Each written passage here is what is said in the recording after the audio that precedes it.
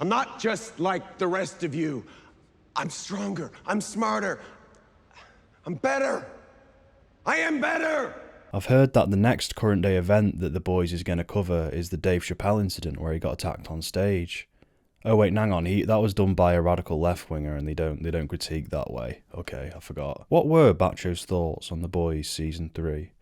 I had a good time with it. I thought it was a lot of fun. I enjoyed it. I've enjoyed every season of The Boys so far. Season 2 was a lot of fun, but it was a little bit messy in terms of like the plot and the structure. There were moments in the middle of that season where it felt like the story didn't really know where it was going. It took a while to find its core narrative drive that tied it all together. Towards the end it did manage to hone itself in. I think it was largely centered around Stormfront overall, like her whole kind of villainous arc. The whole plot twist of her being a Nazi. With this season, however, right from the get-go, it seemed to have a much more solid and defined narrative drive. I'd say this season is a lot tighter. Essentially, for the most part, The Boys Season 3 is all about trying to kill Homelander because he needs to go. He is evil, narcissistic Superman, he's getting more and more unhinged, he's gonna fucking kill everyone. It's gonna be a catastrophe. He needs to be wiped out, essentially. That was a great thing for the story to be centered around because he is a very compelling character and a very compelling villain. I like how in this season it's sort of about him just kind of obtaining more and more power and just getting rid of his enemies and his foes and all the people in his way. Like Gustavo Fring, for instance. It's like the superheroes are taking over Vought. It was a fun experience watching this week to week, and I remember I was always intrigued as to what was going to happen next. I always wanted to see the next episode right after it ended. In particular, I appreciate just how outrageous the show is in terms of being extremely sexually explicit with the most bizarre things happening. I've noticed more and more that The Boys is an extremely fetishistic show. That's really hard to say. Since the show is a critique of celebrity culture, and the superheroes are the stand-ins for celebrities, the way it portrays all of these weird celebrity sex scandals is just so crazy and bizarre. The way that translates over into this concept, when you have these orgies involving all of these concepts based on the different superhero powers, all these sexual fucking techniques and things they can do, I'm sure it's awoken a lot of fetishes inside people. It gets ridiculously specific and kind of almost imaginative in weird ways. I suppose you could call that lowbrow humour, but it is just so insanely bizarre that it does stand out, and it's an aspect that's completely unique to this show. The show does not play by any of the conservative rules of what should be allowed on television. It's just completely explicit and outrageous. There was that scene in the first episode, which I'm sure all of you will know what I'm talking about. I love that bit. That's just a prime example of what I was talking about. Don't really know how to describe it other than, I think that's what they call sounding, that sort of activity. I love the fact that they'd seem to have built a set for the interior shots, let's just say, for that scene. Those kind of moments are an area that The Boys shines in, creating these ultra gory, ultra sexual, in-your-face scenes that completely catch you off guard. When I saw that, I just tried to imagine what it would have been like watching that in the cinema. The audience reaction would have been something else. That would have been awesome. As for the rest of the show, again, I did enjoy my time with it. I thought it was a fairly engaging plot. I thought the whole Temp V angle with Huey and Butcher was cool. It made for an interesting dynamic with those two characters in this season. However, one thing about that whole narrative arc was they kind of rushed Huey's character development. I thought his turn towards becoming all power hungry and kind of bitter was rushed and abrupt. I'm pretty sure they were trying to do a critique of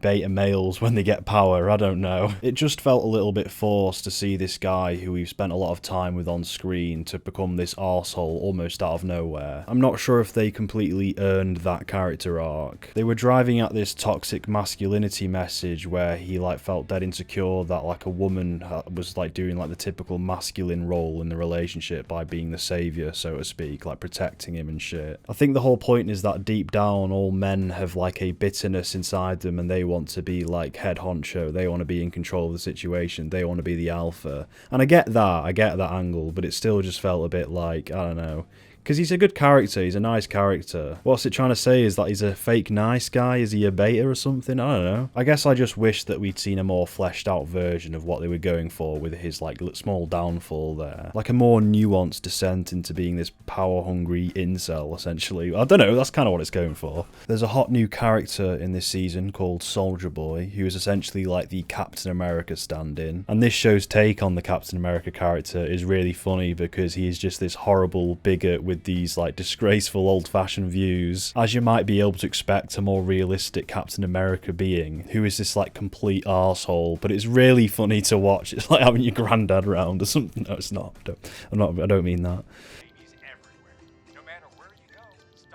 Do men really walk around like that? Yeah, I mean, dads do. Okay, well, Bill Cosby is America's dad, and I'll tell you one thing, he wouldn't be caught dead in that pussy gear. I really like how ridiculously American his voice was. It's like the classic, typical American hero guy. I really enjoyed that, even though you could say it's cartoonish. I think it worked. Buddy, you think you look strong? You're wearing a cape. You're just a cheap fucking knockoff. I don't know why, but he was just so entertaining to watch, just the shit he'd come out with. Because for a large chunk of this season, he is kind of an anti-hero because he is working with the lead characters, like the good guys, so to speak. The boys, and it's like this sketchy alliance between Billy, Huey, and Soldier Boy. But yeah, you can't really go wrong with like racist, homophobic Captain America, can you? When he's just like walking down the street and he sees a gay couple and he's like, what the hell is that? It's just, yeah, it's really funny. That was just a good new thing for this show to do, like this show that kind of critiques and like makes awful versions of every popular superhero in like pop culture. Like Superman is this arsehole with a god complex. A-Train is this vain athlete type. The Deep is really good, to be fair. The way that they just completely like make him a fucking idiot. Yeah, that guy, he needs to fucking die, he does. It's weird because a lot of characters in this show are these reprehensible fucking degenerates, but somehow you're watching them and you're not getting annoyed by them. You're almost somewhat rooting for them. Like you aren't like always disliking them at every turn, even though they are just terrible human beings. Like Homelander, for instance, is one of the most fascinating characters to watch on television right now. Narcissistic people in and of themselves make for interesting characters in like TV and media, but to have him be like fucking like with these superpowers that essentially make him God, like with almighty power. Yeah, I always get a kick out of Homelander every time he's on screen. Homelander. For as much as I like Carl Urban in this, his accent is ridiculous. It's actually bad. It's literally a bad British accent. The problem is you give me 11 of Mindstorm's last knowns. So far, I've had a look at 3 and found fuck all. I'm chasing my fucking tail here, mate. But I think because of the specific irreverent tone of the show, it sort of gets away with it being like that. But it is just so stupid. Frenchie and Kamiko are starting with the Crimson Countess, and I'm gonna hit up Gunpowder. You came to me after Becca disappeared and promised me Homelander's head.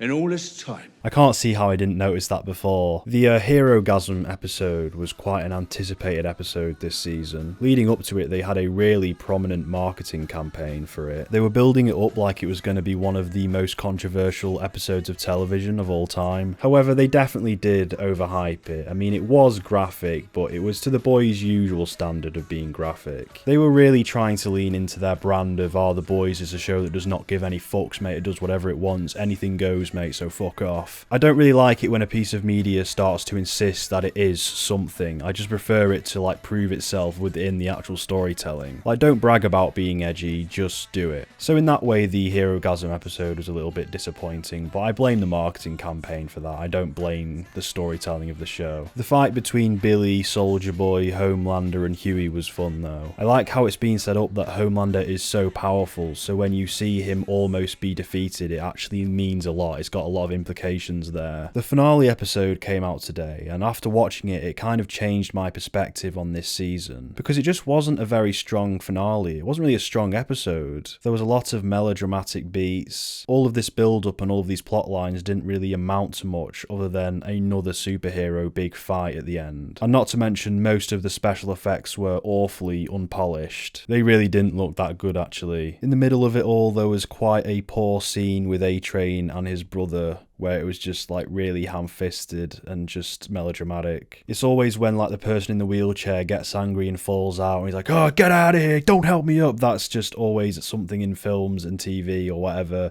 that just like, it feels so forced and emotionally manipulative.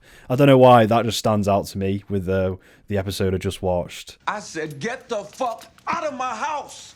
I don't want a murderer in the same house with my kid. Shit, Nate, I'm sorry. You know, honestly, thinking about it, the finale was the episode that I enjoyed the least of this whole season, because I actually like really liked it up until then. It did, for some weird reason, just sour my mood of the whole thing right then, today, in this morning when I watched it, and I just started to get back into that mindset of, oh well, this show didn't really need to have a second season, it could have ended after the first one. So overall, I have some mixed thoughts on this season. It's weird because that ending just kind of threw me off a bit. It just somehow made me less invested in all of it, and I'm not arsed about the next season now. They really could have had a much better season on their hands if they'd committed to the Homelander's downfall arc, where he actually dies at the end of this season, and maybe Billy Butcher goes down with him. It would give the whole thing a better sense of finality and consequence, because really I don't think that season amounted to much. We just could have got a much more purposeful story with like an actual thematic point. But the show is gonna keep going whether it be artistically necessary or not. Don't tell them I didn't warn them.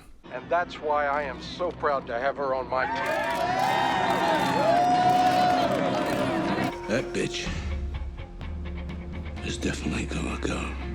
Now that I've gotten my general thoughts out the way, there is another angle of discussion to kind of analyse this show, which is the political commentary side of things. So there is a lot of political commentary in this, and it is extremely, extremely obvious and on the nose. I was acting in self-defense. Powers, they don't! Black Lives Matter. Fuck you, Walk away. However, it is endearing because it is using superheroes as a stand-in for like political candidates or celebrities again. But still, I wouldn't say the way it incorporates politics is nuanced. It's just ridiculously obvious. Here's a very topical event that everyone's instantly going to recognise, and we're just doing like a superhero spin on it. I appreciate the parody of the Imagine video that Gal Gadot did in Lockdown. I do think it does a pretty good job at critiquing the ways in which huge corporations kind of appropriate sociological issues, like how they insincerely show support for all of these societal movements purely for branding means. They sort of capitalise off of what they see as trends in society. There was that really good moment in season 2 with the whole girl power thing, essentially just taking the piss out of Marvel and Disney for like forcing these insincere feminist messages in their films, and it just coming across really cringy. Yeah, Girls Get It Done was a great segment of season 2. But how are you gonna get through all of them? Don't worry. Girls get it done. I don't know how you're gonna get it through all that. Don't worry. She's got help. I thought A-Train's whole arc, where he kind of just capitalised off of his African heritage, that was quite on the money. And when the CEO is like, oh, you should have seen me during BLM, so many black squares, like that got me, that was funny. Social justice is so important around here.